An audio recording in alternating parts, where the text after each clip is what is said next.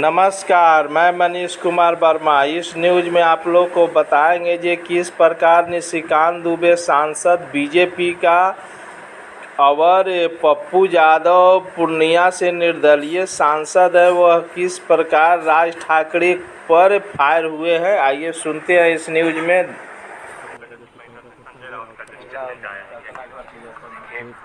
किसी टिप्पणी पर मुझे कुछ नहीं कहना है।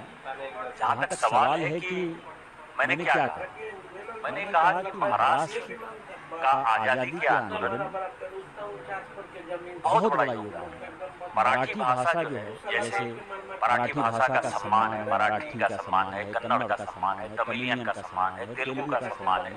उसी तरह से जैसे उनकी ओरिजिनल लैंग्वेज है, जैसे उनको अपनी भाषा के प्रति प्यार है, उसी तरह से बिहार के लोग हैं, उत्तर प्रदेश के लोग हैं, झारखंड के लोग हैं, मध्य प्रदेश के लोग हैं, राजस्थान के लोग हैं, उनकी भी अपनी भाषा है, उनकी हिंदी भाषा है।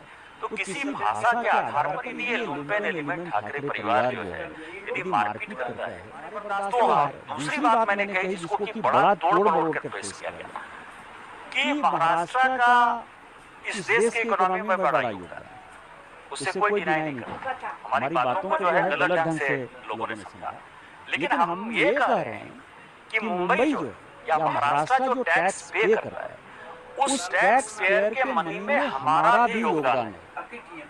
इसका ठाकरे परिवार से लेना देना नहीं है, इसका मराठा से लेना देना नहीं है। इसका ये है जैसे कौन टैक्स पे करता है, state bank of India tax पे करती है क्योंकि उसका हेडक्वार्टर है। स्टेट बैंक ऑफ इंडिया में जहां मैं सिक्किम में खड़ा हूं, तो सिक्किम के लोग भी स्टेट बैंक ऑफ इंडिया में पैसा देते हैं, इनका पैसा भी तो वहां जमा है, लेकिन उसका टैक्स का पैसा ही मिलता है तो महाराष्ट्र के खाते में जाता है। LIC है, इतनी बड़ी इंश्योरेंस एजेंसी है, उसका हेडक्वार्टर कहाँ है। दूसरी बात यह है कि आप जो है गरीबों को मारपीट करते हैं। वहां जो है मुकेश अंबानी साहब रहते हैं, मराठी तो बहुत कम बोलते हैं, हिम्मत है तो जरा उनके पास चले जाओ। माहिम में जो है सारे मुसलमान हैं, हिम्मत है तो तुम वहां चले जाओ। स्टेट बैंक ऑफ इंडिया का चेयरमैन मराठी नहीं बोलता है, वो तो आंध्र का है, तेलुगु बोलता है बेचारा। आप उसको जरा मारपीट करके जो चेयरमैन है वो नॉर्थ ईस्ट का है, मानो जरा उसको जरा मारपीट करके देखो।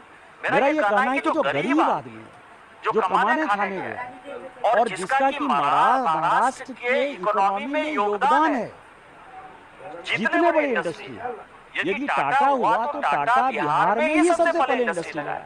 यही तो मैंने कहा, इसमें कौन सी बड़ी बात है। और मेरा ये मानना है यदि इस तरह का, और मैं अपनी बात नहीं करता, मैं सांसद हूं, मुझे पता है कि मुझे क्या काम करना है, लेकिन यदि आप ठाकरे परिवार, राज ठाकरे और उद्धव ठाकरे को यदि लगता है कि डरा के धमका के राजस्थानी को, मध्य प्रदेश के लोगों को, उड़ीसा के लोगों को, बंगाल के लोगों को, पहले तमिलनाडु के खिलाफ आपको पता है कि माहौल बनाया, गुजरात के लोगों के खिलाफ माहौल बनाया, यदि ये माहौल बनाकर यदि आप राजनीति करना चाहोगे तो राजनीति नहीं होगी। और जब आप इन राज्यों में जाओगे, चाहे आप तमिलनाडु में जाओगे, चाहे आप केरल में जाओगे, चाहे आप कर्नाटक में जाओगे, तो वो सब भी जो है आपको पटक पटक के मारेंगे। मैंने ये बात कही और मैं अपनी बात फिर से दोहरा रहा हूं।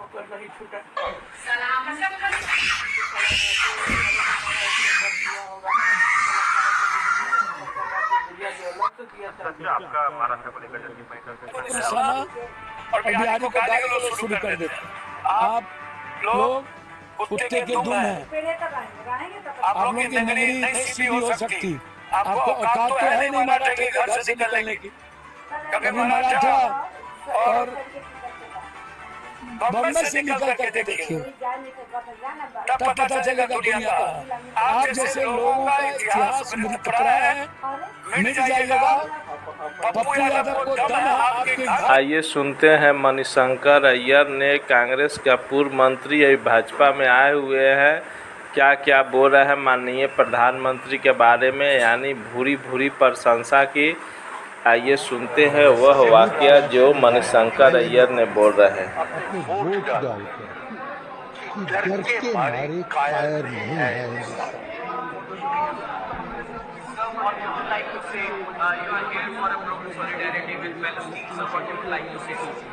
I said it. I've already said it. And I trust you recorded it.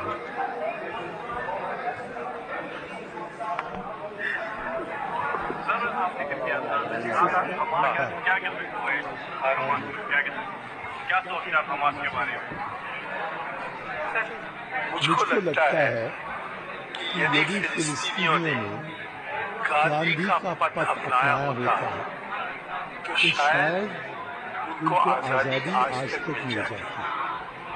ये सबक मेरे फॉरेन सर्विस और पार्लियामेंट के जो मित्र थे सैयद शहाबुद्दीन, उन्होंने मुझको ये सबक सिखाया।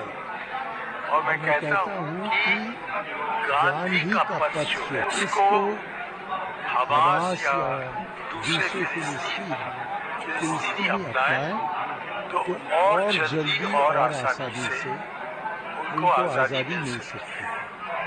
लेकिन आज की परिस्थिति में जबकि तकरीबन 55,000 तो कम से कम और शायद 1 लाख तक मासूम सिविलियन, बच्चे, माँ, महिलाएं, इनका मौत हुआ है खामखा।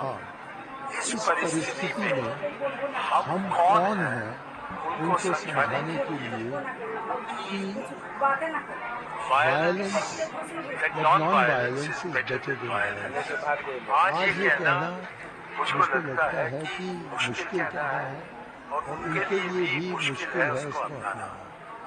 लेकिन कुछ न कुछ करना चाहिए, क्योंकि अमन तब तक नहीं आएगा जब तक कि इंसाफ ना आए।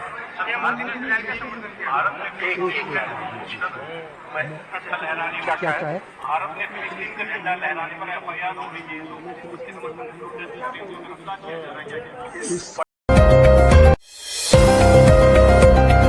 बढ़ाने के लिए MSJP न्यूज एक बार अवश्य देखें, अपना राय कमेंट बॉक्स पर अवश्य भेजें। जय हिंद, भारत माता की जय।